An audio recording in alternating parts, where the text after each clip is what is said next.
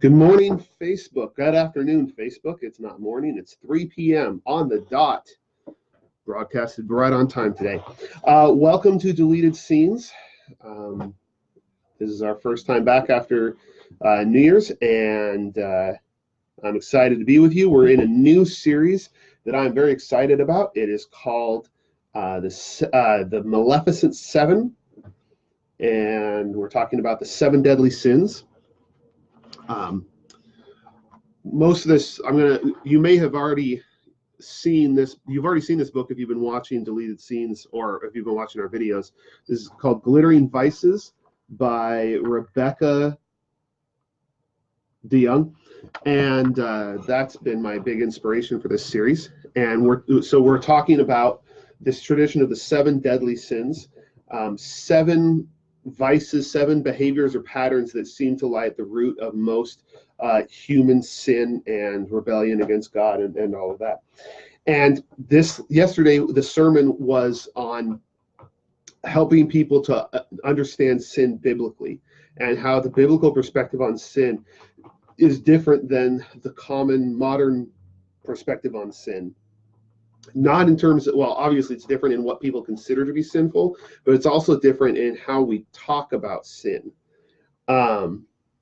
And so yesterday I talked about that, and today I want to just add in a couple of points that I didn't have room for yesterday that help to support this main point that I want to get across. And the main point as we talk about sin is I want to separate the idea of sin and blame. I want to separate them out because we have such a strong tendency to connect them together. And so that if I say something is sinful, then I'm saying you're to blame for it. And I'm not saying that no one's ever to blame for their sins, okay?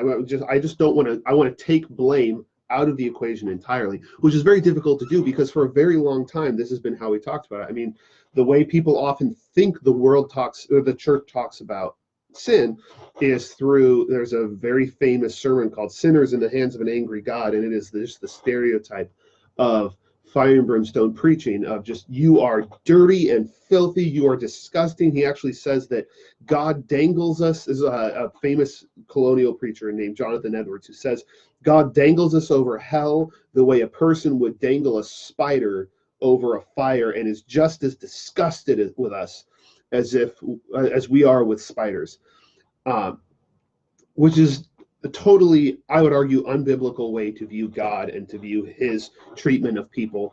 But that, unfortunately, has been a very influential perspective. And so that's the way we think of it. When we say that's sin, we think, oh, we're saying that person is disgusting, that person is evil, that's all that person's fault. Like we talked about yesterday, we think that means the person had a free choice to make and they chose to rebel against God, and they're just horrible, disgusting, evil people and yuck, right? That's the way we think of it. And I think that connection is unhelpful.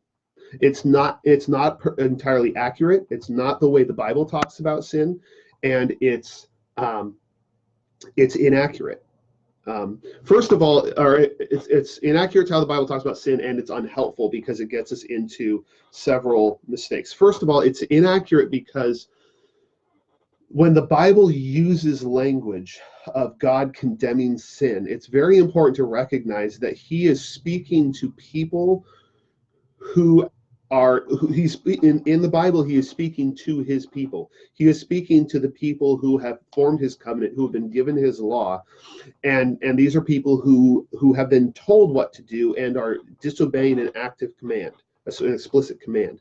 This is not the way he talks to people who are stuck in sin just in general. It's how he talks to his people. Okay, and it's unhelpful because there's two things that end up happening.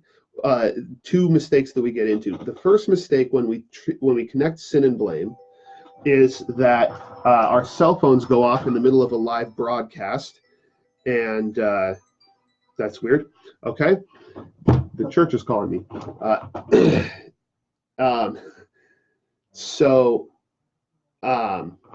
Where was I? Oh, yes. So the first mistake that happens is that when we connect sin and blame, then identifying sin always comes across as an attack. I talked about this yesterday, how if sin is blame, if we're to blame for sin then that's why people see identifying sin as judgment. And people, when you say this thing is a sin, will say, hey, didn't Jesus say not to judge people? Judge not and you will not be judged. He did say that, but to not judgment is different from identifying sin. Identifying sin is saying this is what is wrong. This is destructive. This thing is destructive. This thing is rebellious. This pattern, this action is wrong. Judgment is to say you as a person are wrong. You are disobedient. You are a bad person. You are to blame. That's judgment. Okay? And God is the one who decides who is to blame. Right? God is the one who decides people's fate. And so we are told not to judge people, to decide you're evil and you're good and you're worthless and you're worthy. But we are also taught to properly discern what is sinful. And the reason in the biblical mind, when Jesus says don't judge, they would never think that meant don't identify behaviors as sinful. That would never enter their mind, because of that distinction. Now, when we say, if I identify sin in your life, then you're disgusting and dirty and worthless, then what ends up happening is that we cannot identify sin without judging. They become the same thing. Okay, so that's one problem, and this has definitely been hugely problematic in the way we talk in public about sin, which is what we identify as sin is a very important part of public discourse right now. The other problem, and we talked about this yesterday as well, that comes out of connecting sin and blame is that we then say, if I can deflect the blame, then that is a defense for sin. If I can say this thing, I am not to blame for this thing, then I'm not guilty of the sin. If it's not my fault that this happened, if I didn't have a choice, or if I was coerced or something like that, then I'm not. If I'm not to blame, then it's not a sin, because sin and blame go together. And so this has led to, again, in public discourse, we're saying if I didn't choose this, if I can't help this, then it must not be a sin. It must not be sinful, and so it's okay, because we've connected sin and blame. All right, make sense? Now, yesterday I talked about how the Bible refers to sin more often, instead of like a crime or a sense of blame, it refers to it usually as a power. What I want to do is I want to talk about two other things that didn't make it into the sermon. Number one is what the word in Hebrew for sin means, and number two is the other dominant metaphor that is used in the Old Testament for sin. So first, what does the word sin mean? I think if you ask people what a sin is, or to define the word sin, they would probably say bad things you do, or something like a crime, crimes against God. You have bad things you do. The word for sin, hata, it means at its basic level, it doesn't mean crime, it doesn't mean breaking a rule, it means failure. In fact, it's used in non-religious ways in the Old Testament, like missing a target. Some people will say that the word sin means to miss the point, but to miss the target, that is an application of the word to fail. So I would argue that sin, the Bible is actually talking about failure when it talks about sin. And I think that's really helpful, because if you use the word failure and you put that in, you plug that in where we talk about sin, then you'll recognize that when we fail, we might fail for a lot of different reasons, right? I might fail a test because I didn't sleep well, or because I didn't understand the material, or I was distracted, or I studied the wrong chapter accidentally, or if I fail a test, you come up with a bunch of different reasons why I failed. And most of them would probably be my fault, but not all of them. There are reasons why we fail to accomplish things that are not that I'm not to blame, right? If I was in a car, if somebody rear-ended me on the way to class and I missed the test altogether because I physically couldn't get there, I'm not to blame. And sin, I think sin really in the Bible, it works that way. That it's a question of failure or destruction, or something is not the way it's supposed to be. It's not, without the question of who is to blame, it's something is out of order, something is wrong, something is off. And so that's when sin comes into play. And that's why I think it's important to look at the other dominant metaphor in the Old Testament for sin, which is when you look at the way the law of Moses talks about sin, it actually treats it more like this unseen contamination. It treats it like an infection, because in the law, people do bad things and it contaminates the ground, it contaminates society, and they have to wash it away. And what those ceremonies do is it implants in people's minds the idea that sin has an effect on the world around me. It leaves a residue, it contaminates and infects my world and infects other people. My bad deeds infect other people. And so, but notice what that means is that when I sin, I put sin on other people. There are other people that have sin on them because of the bad thing that I did. And this is very helpful for us to remember, because it fits very well with the way we understand psychology and the way we understand human behavior. I mean, we know that children who are physically abused are more likely to become physically abusive parents. People who have been sexually abused are more likely to sexually abuse others. We see these patterns in human behavior that when we are the recipients of mistreatment, we are more likely to mistreat others. We pass that along. And so that thing in me, that when someone mistreats me, let's say that I'm abused as a child, then it creates this distortion in my heart, and I begin to have anger issues and blame issues, and I begin to have trouble handling my temper, and I lash out at people, right? That disorder in my heart, that anger and all those things, that's sin in the sense of a destructive pattern, but not necessarily in the sense that I am to blame.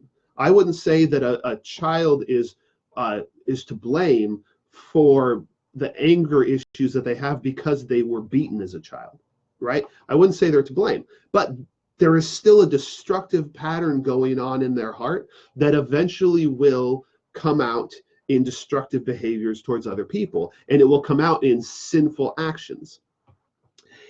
And I think it's really important for us to have language to talk about sin this way, and to say this is the way this is what we're identifying when we say this pattern, this passion, this thing in you is sinful. It's not necessarily to say you're to blame, you're a terrible person, what's wrong with you, because obviously in the situation of a child being abused, the person to blame is the parent who abused them. It is absolutely the fault of the person who abused their child that there is this pattern going on within them. Nevertheless, there is still this thing going on in that person that needs to be addressed, that needs to be healed. And so we can say this person who has been affected by another person's sin, they need Jesus to heal them of this destructive pattern in them. So they need to be healed from someone else's sin. And I don't know what the way forward is to help people to be able to use these words, because I begin to wonder whether we have warped the word sin so much in our society that it's not helpful in this situation. But I don't want to abandon the word sin, and I'm not sure what the alternative is. But I think it's really important for us to be able to have these conversations, because there are so many behaviors that people engage in, and that the Bible says the Bible treats as behaviors that you need to not engage in. the Bible prohibits these, or says that these are wrong, and people engage in them, and they are drawn to them, and often because of things that have been done to them. And for so long, we have been saying to those people, you are sinners, meaning you're to blame, you did something bad, you're dirty, you're disgusting. When in reality, what's happening is their behavior is oftentimes being triggered by other people's sin. But we're treating them as to blame, when really they're simply receiving the effects of sin. And like I said, I think it's important for us to be able to talk this way about sin, because this is the way people actually experience it, and also because it can help us to identify sin without judging, to be able to say, this is a destructive pattern. Because even if you are able to defray, or if you're able to make it so people don't blame you, if you're able to say, I'm not to blame, you still have those anger issues, right? You could say, well, my parents abused me, that's why I have these anger issues. And that means then people won't blame you for it, which they shouldn't. But how much good does that do you if you still have the anger issues, right? The goal is for us to be healed human beings. The goal is not for us to simply not be blamed for things, but the goal for God is to actually heal us of all of these problems. And that means these problems need to be identified and dealt with. But in order to deal with problems in people's hearts that are not necessarily their fault, we have to be compassionate in the way we talk about them. We need to be compassionate in the way we deal with them. And that is where the church has very often struggled and faltered. That's what I have to say for today about about sin. Next week, we're going to start into the list of the 7 deadly sins. We're going to start with vainglory, which is a term that people don't use very often, but we should, because it is an incredibly common thing in our society. Vainglory is essentially the obsession with getting attention. And so next week, we're going to talk about where that comes from and some biblical stories of where the problems arise in that. And we'll see what we have to talk about for the deleted scenes. So if you're local, we'd love to have you attend our service at 10:30. We're really excited that we're going to be joined by a candidate for associate minister position, Jack Holby. He's going to be here to introduce himself to the congregation. And then services at 10:30, and we'd love to see you there. And then I'll be broadcasting again next Monday at 3. We'll see you then. God bless.